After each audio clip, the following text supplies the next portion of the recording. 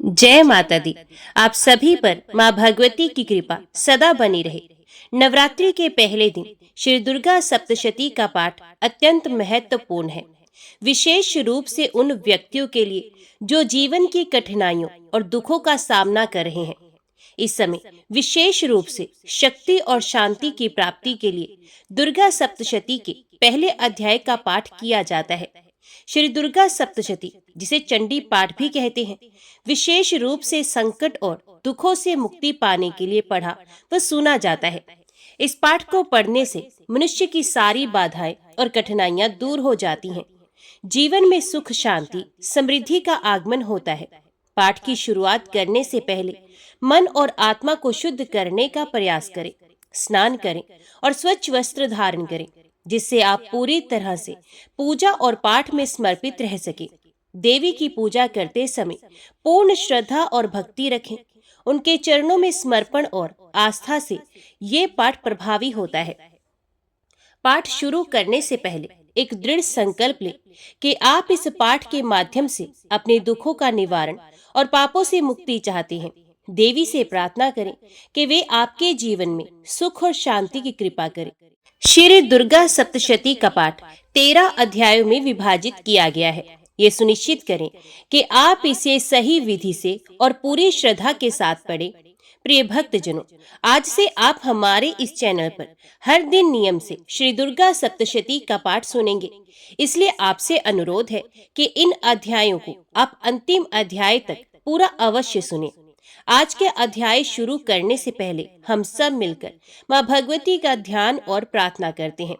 हे कल्याणमयी, करुणामयी, जगत जननी, आनंद और स्नेह देने वाली माँ, आपकी सदा ही जय हो। हे अम्बे, पंखहीन पक्षी और भूख से पीड़ित बच्चे जिस प्रकार अपनी माँ की राह देखते हैं, उसी प्रकार हम आपकी दया की प्रतीक्षा कर रहे हैं। हे अमृतमयी माँ, आप शीघ्र ही आकर हमें दर्शन दें। हम आपका रहस्य जान सकें, ऐसी बुद्धि हमें प्रदान करें। हे माँ दुर्गे, आप स्मरण करने पर संसार के समस्त प्राणियों का भय हर लेती हैं और शांत चित्त से चिंतन करने पर परम कल्याणमयी बुद्धि प्रदान करती हैं। दरिद्रता, दुख और भय हरने वाली आपके सिवा दूसरी कौन है, जिसका चित्त सबका उपकार करने के लिए सदा दया से द्रवीभूत रहता है। आपको हमारा बारंबार प्रणाम है। आज पहले दिन श्री दुर्गा सप्तशती के पहले अध्याय के साथ ही श्री दुर्गा कवच और शाप उद्धार मंत्र का पाठ किया जाता है। तो पहले सुनिए शाप उद्धार मंत्र, फिर श्री दुर्गा कवच और उसके बाद पहले दिन का पहला अध्याय। सबसे पहले दिन हाथ में जल और पुष्प लेकर श्री दुर्गा सप्तशती के पाठ पढ़ने का संकल्प लेना चाहिए। फिर शाप उद्धार मंत्र का उच्चारण 7 बार करना चाहिए, जिसे आप पहले दिन और अंतिम दिन जरूर करें। इसके बाद उत्कीलन मंत्र का जाप करना चाहिए, जिसका आपको 21 बार जाप करना होता है। इसके बाद कवच पाठ, इस पाठ से शरीर के सभी अंगों की रक्षा होती है। ये पाठ महामारी से बचाव की शक्ति देता है और यह पाठ संपूर्ण आरोग्य का शुभ वरदान भी देता है। और यह कवच पाठ अत्यंत गोपनीय है, इसलिए इसे पूरी पवित्रता से किया जाना चाहिए। 18 महापुराण में से एक मार्कंडेय पुराण में देवी कवच के श्लोक अद्भुत सप्तशती का हिस्सा है।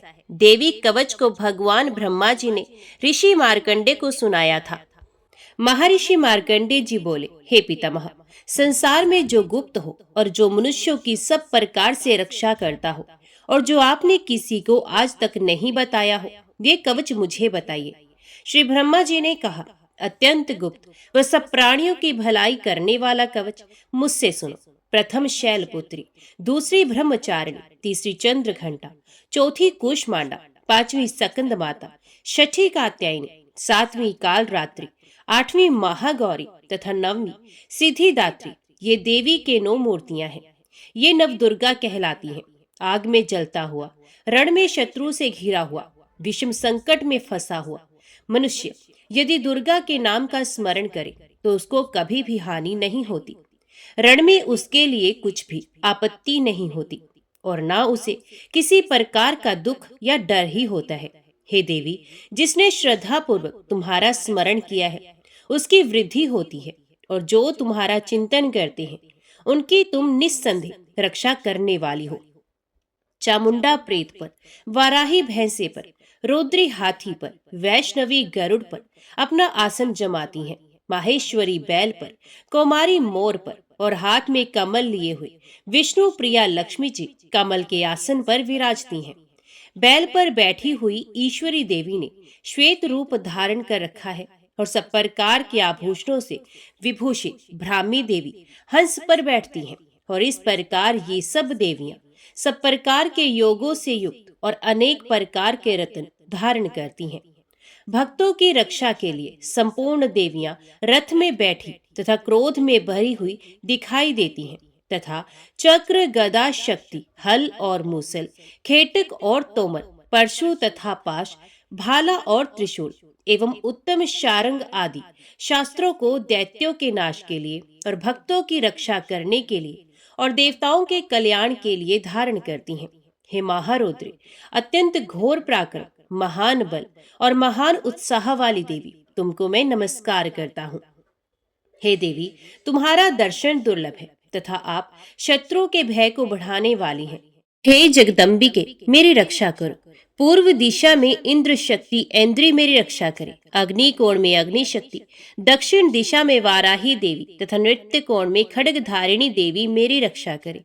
पश्चिम दिशा में वारुणी, वायु कोण में मृग वाहिनी, उत्तर दिशा में कौमारी और ईशान कोण में शूल धारिणी देवी मेरी रक्षा करे।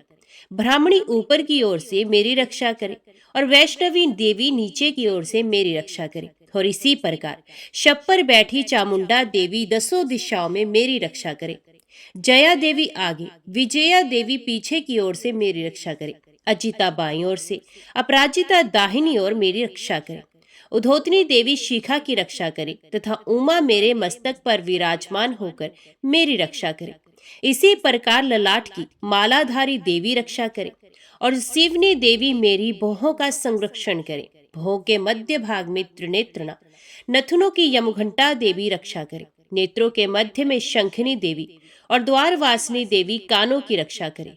कपोलों की कालिका देवी और कानों के मूल भाग की भगवती शंकरी रक्षा करे। सुगंधा नासिका की और चर्चिका ऊपर के होंठ की, अमृत कला नीचे की होंठ की, सरस्वती देवी जीभ की रक्षा करे। कुमारी देवी दांतों की और चंडिका कंठ प्रदेश की रक्षा करे। चित्र घंटा गले की घंटी की और महामाया तालु की रक्षा करे। कामाक्षी देवी ठोड़ी की और सर्वमंगला मेरी वाणी की रक्षा करे। भद्रकाली गर्दन की और धनुर्धरी पीठ के मेरुदंड की रक्षा करे।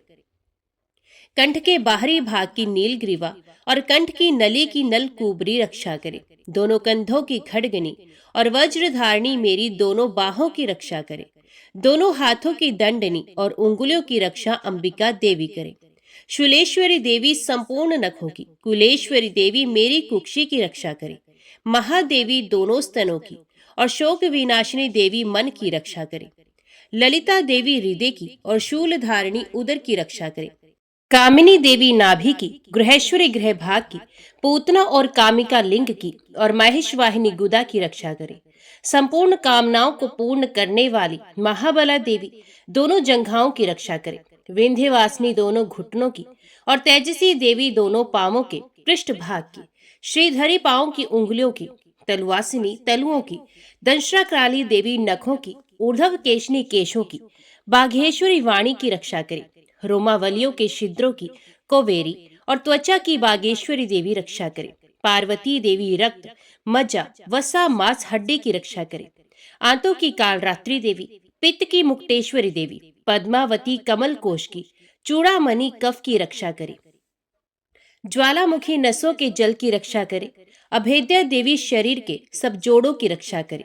ब्राह्मणी मेरे वीर की, क्षत्रेश्वरी देवी शाया की तथा धर्मधारिणी देवी मेरे अहंकार, मन और बुद्धि की रक्षा करे।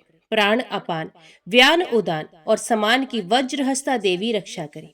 कल्याण शोभना मेरे प्राण की रक्षा करे।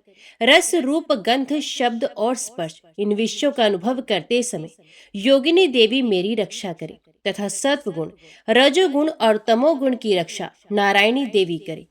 आयु की रक्षा वाराही देवी करे, वैष्णवी धर्म की तथा चक्रणी देवी मेरे यश, कीर्ति, लक्ष्मी, धन, विद्या की रक्षा करे। इंद्राणी मेरे शरीर की रक्षा करे, और हे चंडिके आप मेरे पशुओं की रक्षा करे। महालक्ष्मी मेरे पुत्रों की रक्षा करे, और भैरवी मेरी पत्नी की रक्षा करे। राजा के दरबार में महालक्ष्मी तथा सब और व्याप्त रहने वाली विजया देवी चारों ओर से मेरी रक्षा करे।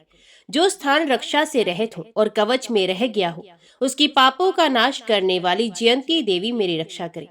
अपना शुभ चाहने वाले मनुष्य को बिना कवच के एक पल भी कहीं नहीं जाना चाहिए, क्योंकि कवच रखने वाला मनुष्य जहां जहां भी जाता है वहां वहां उसे अवश्य धन लाभ होता है तथा विजय प्राप्त करता है। वे जिस अभीष्ट वस्तु की इच्छा करता है वह उसको इस कवच के प्रभाव से अवश्य मिलती है, और वह इसी संसार में महा ऐश्वर्य को प्राप्त करता है। कवचधारी मनुष्य निर्भय होता है और वह तीनों लोकों में माननीय होता है। देवी का ये कवच देवताओं के लिए भी दुर्लभ है। जो प्रतिदिन नियम पूर्वक तीनों संध्याओं के समय श्रद्धा के साथ इसका पाठ करता है उसे देव शक्ति प्राप्त होती है। वे तीनों लोकों को जीत सकता है तथा अकाल मृत्यु से रहित होकर 100 वर्षों तक जीवित रहता है। इसका लूता, चरम मार्ग, विस्फोटक आदि समस्त व्याधियां समूल नष्ट हो जाती हैं और स्थावर जंगम तथा कृत्रिम विष दूर होकर उनका कोई असर नहीं होता तथा समस्त अभिचारक प्रयोग और इस तरह के जितने यंत्र मंत्र इत्यादि होते हैं इस कवच के हृदय में धारण करने से नष्ट हो जाते हैं। इसके अतिरिक्त पृथ्वी पर विचरने वाले भूचर, नभचर, जलचर प्राणी उपदेश मात्र से सिद्ध होने वाली निमट कोटि के देवता, अपने जन्म से साथ प्रकट होने वाले देवता, कुल देवता, माला आदि डाकिनी, शाकिनी, अंतरिक्ष में विचरने वाली अत्यंत बलवती भयानक डाकिनियां, ग्रह, भूत, पिशाच, यक्ष, गंधर्व, राक्षस, ब्रह्म राक्षस, बेताल, कुष्मांड और भैरवादी अनिष्ट कारक देवता भी उस मनुष्य को जिसने कि अपने हृदय में ये कवच धारण किया हुआ है देखते ही भाग जाते हैं। इस कवच के धारण करने से मन और तेज बढ़ता है। जो मनुष्य इस कवच का पाठ करके उसके पश्चात सप्तशती चंडी का पाठ करता है उसका यश जगत में विख्यात होता है। और जब तक वन, पर्वत और कानन आदि इस भूमंडल पर है तब तक यहाँ पुत्र पौत्र आदि संतान परंपरा बनी रहती है। फिर देहांत होने पर ऐसा मनुष्य परम पद को प्राप्त होता है जो देवताओं के लिए भी दुर्लभ है, और अंत में सुंदर रूप को धारण करके भगवान शंकर के साथ आनंद करता हुआ परम मोक्ष को प्राप्त होता है। जय मां भगवती, जय मां दुर्गा। अभी सुनते हैं अर्गला स्तोत्र का पाठ। मार्कंडेय जी कहते हैं, जयंती मंगला काली, भद्र काली कपालिनी, दुर्गा क्षमा शिवा धात्री, स्वाहा और स्वधा, इन नामों से प्रसिद्ध देवी तुम्हें मैं नमस्कार करता हूँ। हे देवी, संपूर्ण प्राणियों की पीड़ा हरने वाली तथा सब में व्याप्त रहने वाली देवी तुम्हारी जय हो। कालरात्रि तुम्हें नमस्कार है। मधु और कैटब को मारने वाली, ब्रह्मा जी को वरदान देने वाली देवी तुम्हें नमस्कार है। तुम मुझे रूप दो, जय दो, यश दो और काम क्रोध आदि शत्रुओं का नाश करो। महिषासुर का नाश करने वाली तथा भक्तों को सुख देने वाली देवी तुम्हें नमस्कार है। तुम मुझे सुंदर रूप दो, विजय दो और मेरे शत्रुओं को नष्ट करो। हे रक्त बीज का वध करने वाली, हे चंड मुंड का विनाश करने वाली देवी तुम मुझे रूप दो, जय दो, यश दो और काम क्रोध आदि शत्रुओं का नाश करो। हे शुंभ निशुंभ और धूम्र लोचन का मर्दन करने वाली देवी मुझको स्वरूप दो, विजय दो, यश दो और मेरे शत्रुओं का नाश करो। हे पूजित युगल चरण वाली देवी, हे संपूर्ण सौभाग्य प्रदान करने वाली देवी तुम रूप दो, जय दो, यश दो और काम क्रोध आदि शत्रुओं का नाश करो। हे देवी, तुम्हारे रूप और चरित्र अमिट है। तुम सब शत्रुओं का नाश करने वाली हो। मुझे रूप दो, जय दो, यश दो और काम क्रोध आदि शत्रुओं का नाश करो। पापों को दूर करने वाली चंडिके, इस संसार में जो भक्ति से तुम्हारा पूजन करते हैं उनको तुम रूप तथा विजय और यश दो तथा उनके शत्रुओं का नाश करो।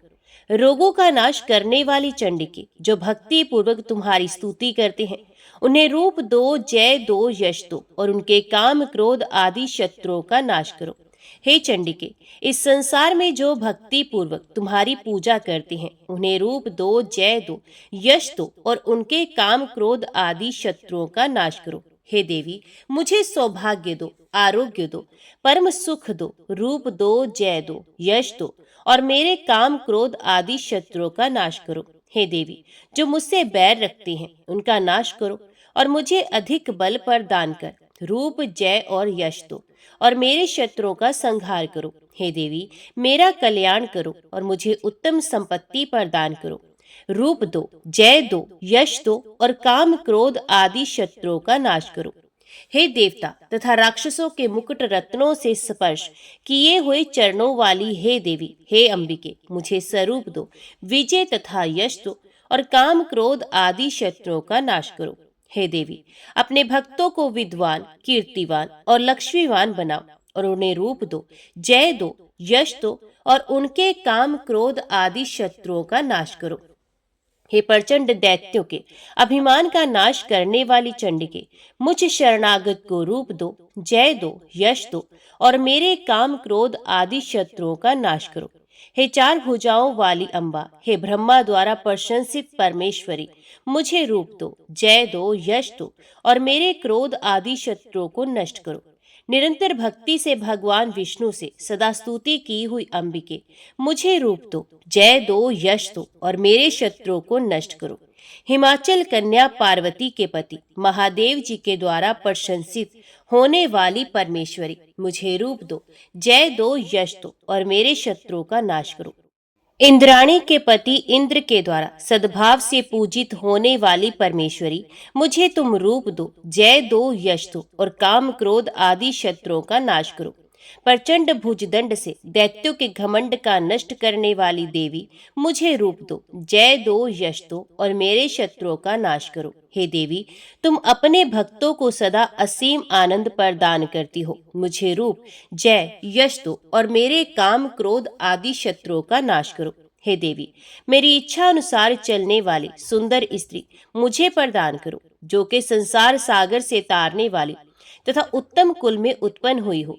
जो मनुष्य पहले इस स्तोत्र का पाठ करता है, फिर सप्तशती रूपी महास्तोत्र का पाठ करता है, ये सप्तशती की जप संख्या के समान श्रेष्ठ फल को प्राप्त होता है और उसके साथ ही उसे प्रचुर धन भी प्राप्त होता है। जय मां भगवती, जय मां दुर्गा। अभी सुनते हैं श्री कीलक स्तोत्र का पाठ। महर्षि मार्कंडे जी कहते हैं, निर्मल ज्ञान रूपी शरीर धारण करने वाले, देवत्री रूप दिव्य तीन नेत्रों वाले, जो कल्याण प्राप्ति के हेतु हैं तथा अपने मस्तक पर अर्धचंद्र धारण करते हैं, उन भगवान शिव को नमस्कार है। जो मनुष्य इन कीलक मंत्रों को जानता है वही पुरुष कल्याण की प्राप्ति करता है। जो अन्य मंत्रों को जप कर केवल सप्तशती स्तोत्र से ही देवी की स्तुति करता है, उसको इससे ही देवी की सिद्धि हो जाती है। उन्हें अपने कार्य की सिद्धि के लिए दूसरे की साधना करने की आवश्यकता नहीं रहती। बिना जप के ही उनके उच्चाटन आदि सब काम सिद्ध हो जाते हैं। लोगों के मन में शंका थी कि केवल सप्तशती की उपासना से अथवा सप्तशती को छोड़कर अन्य मंत्रों की उपासना से भी समान रूप से सब कार्य सिद्ध हो जाते हैं। तब इनमें कौन सा श्रेष्ठ साधन है? लोगों की शंका को ध्यान में रखकर भगवान शंकर ने अपने पास आए हुए जिज्ञासुओं को समझाया कि ये सप्तशती नामक संपूर्ण स्तोत्र ही कल्याण को देने वाला है। इसके पश्चात भगवान शंकर ने भगवती चंडिका के सप्तशती नामक स्तोत्र को गुप्त कर दिया।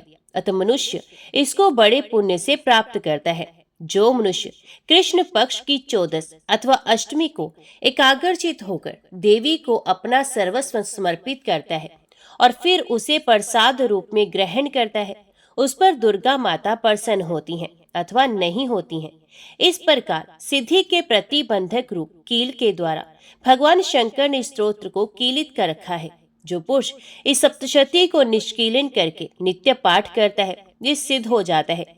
वही देवी का पार्षद होता है और वही गंधर्व भी होता है। सर्वत्र विचरते रहने पर भी उस मनुष्य को इस संसार में कहीं कोई डर नहीं होता। वे अपमृत्यु के वश में नहीं पड़ता तथा देह त्यागने के अनंतर मोक्ष प्राप्त कर लेता है। किंतु इस कीलक की विधि को जानकर ही सप्तशती का पाठ करना चाहिए। जो ऐसा नहीं करता वे नष्ट हो जाता है। इसलिए कीलन और निष्कीलन का ज्ञान प्राप्त करने पर ही ये स्तोत्र निर्दोष होता है और विद्वान पुरुष इस निर्दोष स्तोत्र का ही पाठ आरंभ करते हैं। स्त्रियों में जो कुछ भी सौभाग्य आदि दिखाई देता है वे सब इस पाठ की ही कृपा है। अतः इस कल्याण में स्तोत्र का सदा जप करना चाहिए। इस स्तोत्र का शनि शनि पाठ करने से स्वल्प फल की प्राप्ति होती है। अतः उच्च स्वर से ही इसका पाठ आरंभ करना चाहिए। जिस देवी के प्रसाद से ऐश्वर्य, सौभाग्य, आरोग्य, संपत्ति, शत्रुनाश तथा परम मोक्ष की प्राप्ति होती है, उस देवी की स्तुति मनुष्य को अवश्य करनी चाहिए। जय मां भगवती, जय मां दुर्गा। अभी सुनिए श्री दुर्गा सप्तशती के पहले अध्याय का पाठ। महर्षि मार्कंडे बोले, सूर्य के पुत्र सावर्णी की उत्पत्ति की कथा विस्तार पूर्वक कहता हूँ, सुनो। सावर्णी महामाया की कृपा से जिस प्रकार मनवंतर के स्वामी हुए उसका भी हाल सुनो। पहले स्वारोचिष नामक राज्य था। वे प्रजा को अपने पुत्र के समान मानते थे, तो भी कोलाधिवंशी राजा उनके शत्रु बन गए। दुष्टों को दंड देने वाले राजा सुर्थ की उनके साथ लड़ाई हुई। कोला विध्वंसियों की संख्या में कम होने पर भी राजा सुर्थ युद्ध में उनसे हार गए। तब वह अपने नगर में आ गए। केवल अपने देश का राज्य ही उनके पास रह गया और वह उसी देश के राजा होकर राज्य करने लगे। किंतु उनके शत्रुओं ने उन पर वहां आक्रमण किया। राजा को बलहीन देखकर उसके दुष्ट मंत्रियों ने राजा की सेना और खजाना अपने अधिकार में कर लिया। राजा सुर्थ अपने राज्य अधिकार को हारकर शिकार खेलने के बहाने घोड़े पर सवार होकर वहां से एक भयंकर वन की ओर चल गए। उस वन में उन्होंने महर्षि मेधा का आश्रम देखा। वहां मेधा महर्षि अपने शिष्यों तथा मुनियों से सुशोभित बैठे हुए थे और वहां कितने ही हिंसक जीव परम शांति भाव से रहते थे। राजा सुर्थ ने महर्षि मेधा को प्रणाम किया और महर्षि ने भी उनका उचित सत्कार किया। राजा सुर्थ महर्षि के आश्रम में कुछ समय तक ठहरे। अपने नगर की ममता के आकर्षण से राजा अपने मन में सोचने लगे, पूर्व काल में पूर्वजों ने जिस नगर का पालन किया था वे आज मेरे हाथ से निकल गया। मेरे दुष्ट एवं दुरात्मा मंत्री मेरे नगर की अब धर्म से रक्षा कर रहे होंगे या नहीं। मेरा प्रधान हाथी, जो कि सदा मद की वर्षा करने वाला और शूरवीर था, मेरे वैरियों के वश में होकर ना जाने क्या दुख भोग रहा होगा। मेरे आज्ञाकारी नौकर, जो मेरी कृपा से धन और भोजन पाने से सदैव सुखी रहते थे और मेरे पीछे पीछे चलते थे, वे अब निश्चय ही दुष्ट राजाओं का अनुसरण करते होंगे तथा मेरे दुष्ट एवं दुरात्मा मंत्रियों द्वारा व्यर्थ ही धन को व्यय करने से संचित किया हुआ मेरा खजाना एक दिन अवश्य खाली हो जाएगा। इस प्रकार की बहुत सी बातें सोचता हुआ राजा निरंतर दुखी रहने लगा। एक दिन राजा सुर्थ ने महर्षि मेधा के आश्रम के निकट एक वैश्य को देखा। राजा ने उससे पूछा, भाई तुम कौन हो? यहाँ तुम्हारे आने का क्या कारण है? और तुम मुझे शोकग्रस्त अनमने से दिखाई देते हो, इसका क्या कारण है? राजा के ये नम्र वचन सुन वैश्य ने महाराज सुर्थ को प्रणाम करके कहा। वैश्य बोला, राजन, मेरा नाम समाधि है। मैं धनियों के कुल में उत्पन्न एक वैश्य हूँ। मेरे दुष्ट स्त्री पुत्रादिकों ने लोभ से मेरा सब धन छीन लिया है और मुझे घर से निकाल दिया है। मैं इस तरह से दुखी होकर इस वन में चला आया हूँ और यहाँ रहता हुआ मैं इस बात को भी नहीं जानता कि अब घर में इस समय सब कुछ कुशल है या नहीं। यहाँ मैं अपने परिवार का आचरण संबंधी कोई समाचार भी नहीं पा सकता कि वे घर में इस समय कुशल पूर्वक हैं या नहीं। मैं अपने पुत्रों के संबंध में ये भी नहीं जानता कि वे सदाचारी हैं या दुराचारी। राजा बोले, जिस धन के लोभी स्त्री पुत्रों ने तुम्हें घर से निकाल दिया है, फिर भी तुम्हारा चित्त उनमें क्यों प्रेम करता है? वैश्य ने कहा, मेरे विषय में आपका ऐसा कहना ठीक है, किंतु मेरा मन इतना कठोर नहीं है। यद्यपि उन्होंने धन के लोभ में पड़कर पितृ स्नेह को त्याग कर मुझे घर से निकाल दिया है, तो भी मेरे मन में उनके लिए कठोरता नहीं आती। हे महामती, मेरा मन फिर भी उनमें क्यों फंस रहा है, इस बात को जानता हुआ भी मैं नहीं जान रहा। मेरा चित्त उनके लिए दुखी है। मैं उनके लिए लंबी लंबी सांसें ले रहा हूँ। उन लोगों में प्रेम नाम का कुछ नहीं, फिर भी ऐसे निस्संदेहियों के लिए मेरा हृदय कठोर नहीं होता। महर्षि मार्कंडे ने कहा, हे ब्राह्मण, इसके पश्चात महाराज सुरत और वह वैश्य दोनों महर्षि मेधा के समीप गए और उनके साथ यथा योग्य न्याय संभाषण करके दोनों ने वार्ता आरंभ की। राजा बोले, हे भगवान, मैं आपसे एक बात पूछना चाहता हूँ, सो आप कृपा करके मुझे बताइए। मेरा मन अधीन नहीं है, इससे मैं बहुत दुखी हूँ। राज्य धन आदि की चिंता अभी तक मुझे बनी हुई है और मेरी यह ममता अज्ञानियों की तरह बढ़ती ही जा रही है। और ये समाधि नामक वैश्य भी अपने घर से अपमानित होकर आया है। इसके स्वजनों ने भी इसे त्याग दिया है। स्वजनों से त्यागा हुआ भी ये उनसे हार्दिक प्रेम करता है। इस तरह हम दोनों ही दुखी हैं। हे महाभाग, उन लोगों के अवगुणों को देखकर भी हम दोनों के मन में उनके लिए ममता जनित आकर्षण उत्पन्न हो रहा है। हमारे ज्ञान रहते हुए भी ऐसा क्यों है? अज्ञानी मनुष्यों की तरह हम दोनों में ये मूर्खता क्यों है? महर्षि मेधा ने कहा, विषय मार्ग का ज्ञान सब जंतुओं को है। सबको लिए विषय पृथक पृथक होते हैं। कुछ प्राणी दिन में नहीं देखते, कुछ रात को, परंतु कई जीव ऐसे हैं जो दिन तथा रात दोनों में देख सकते हैं। ये सत्य है कि मनुष्य में ज्ञान प्रधान है, किंतु केवल मनुष्य ही ज्ञानी नहीं होता। पशु पक्षी आदि भी ज्ञान रखते हैं। जैसे यह पशु पक्षी ज्ञानी है, वैसे ही मनुष्यों का ज्ञान है, और जो ज्ञान मनुष्यों में वैसे ही पशु पक्षियों में भी है, तथा अन्य बातें भी दोनों में एक जैसी पाई जाती हैं। ज्ञान होने पर भी इन पक्षियों की ओर तो देखो। अपनी भूख से पीड़ित बच्चों की चोंच में कितने प्रेम से अन्न के दाने डालते हैं। हे राजन, ऐसा ही प्रेम मनुष्यों में अपनी संतान के प्रति भी पाया जाता है। लोभ के कारण अपने उपकार का बदला पाने के लिए मनुष्य पुत्रों की इच्छा करते हैं और इस प्रकार मोह के गड्ढे में गिरा करते हैं। भगवान श्री हरि की जो माया है, उसी से ये संसार मोहित हो रहा है।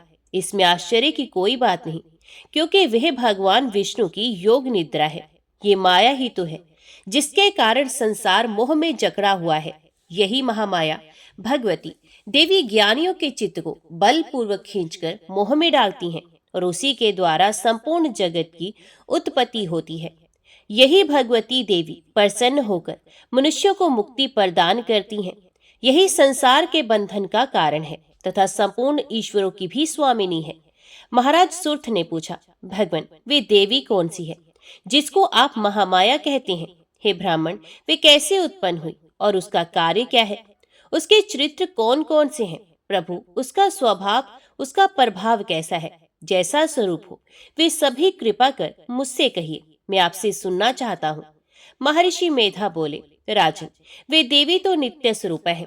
उसके द्वारा ये संसार रचा गया है, तब भी उसकी उत्पत्ति अनेक प्रकार से होती है। वे सब आप मुझसे सुनिए। वह देवताओं का कार्य सिद्ध करने के लिए प्रकट होती हैं।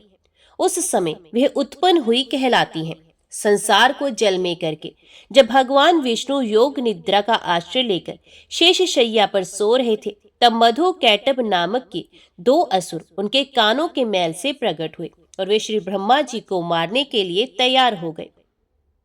श्री ब्रह्मा जी ने जब उन दोनों को अपनी ओर आते देखा और ये भी देखा कि भगवान श्री विष्णु योग निद्रा का आश्रय लेकर सो रहे हैं, तो वह उस समय श्री भगवान को जगाने के लिए उनके नेत्रों में निवास करने वाली योग निद्रा की स्तुति करने लगे।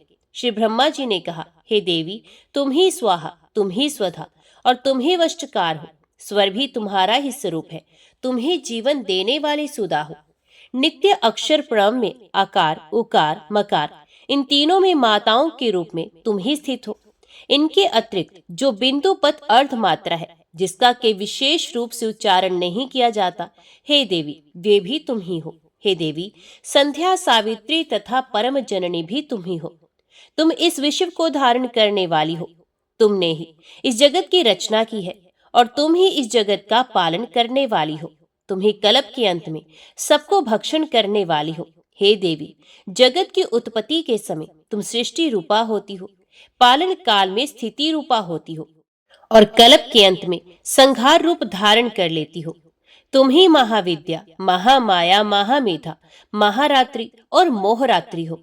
श्री ईश्वरी और बोध स्वरूपा बुद्धि भी तुम ही हो। लज्जा, पुष्टि, तुष्टि, शांति और क्षमा भी तुम ही हो। तुम खड्ग धारिणी, शूल धारिणी, घोर रूपा तथा गदा, चक्र, शंख और धनुष को धारण करने वाली हो। बाण, भूषंडी और परिघ ये भी तुम्हारे ही अस्त्र हैं।